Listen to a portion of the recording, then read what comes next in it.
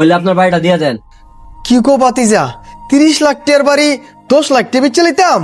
একটু বিপদে পড়ছি দেখা 30 লাখ টাকার বাড়ি 10 লাখ টাকা কইতেছ, তোমার কি একটু বিবেক নাই? এত কিছু বুঝি না রাজীব সাহেব, 10 লাখ টাকাই দিতে পারবো।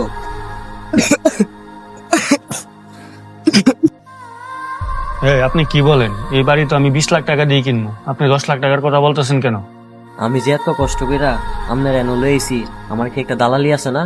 আপনার দালালির টাকা নিয়ে আপনার চিন্তা করতে হবে না, আপনার দালালির টাকা আমি আপনাকে দিব। আপনি এই অসহায় মানুষটাকে ঠকাবেন কেন? চাচা, আপনি চিন্তা করেন না, আমি আপনার এই জমি 20 লাখ টাকা দিয়ে কিনতে চাই। আরে কি কইতাছেন ইতা? ভাই, আমি এখানে আসছি জমি কিনতে, কারোর সাথে বাটপারি করতে আসি নাই। আমি চাই না আমার দ্বারাই কোনো মানুষ, কোনো অসহায় মানুষ ক্ষতিগ্রস্ত হোক। আমি ওনার কাছ থেকে ন্যায্য দাম দিয়ে জমি কিনবো। আপনি আপনার টাকা চিন্তা করেন না, আপনি চুপ থাকেন। আজকে উনি অসহায়, অনেক ক্ষতিগ্রস্ত। আমি যদি আজকে ওনার সাথে বাটপারি করি, মরার পরে আল্লাহর কাছে উপরে যায় আমি কি জবাব দিব বলেন আপনি? আচ্ছা চাচা, এখন কি 20 লাখ টাকা আপনি আমার কাছে বাড়িটা বিক্রি করতে রাজি আছেন কিনা বলেন? আমার ছেলে না থাকলে আমি বাড়িতে কি করবো? আলহামদুলিল্লাহ বাতিজা, 20 লক্ষ টাকা দেই আমার বাড়িটা তোমার কাছে বিক্রি করবো। আচ্ছা চাচা, এখন আমরা উঠি। আপনি টাকা নিয়ে কোনো চিন্তা করেন না, আপনি আপনার বাড়ির সমস্ত কাগজপত্র রেডি করেন, আমরা বিকালে আসতেছি।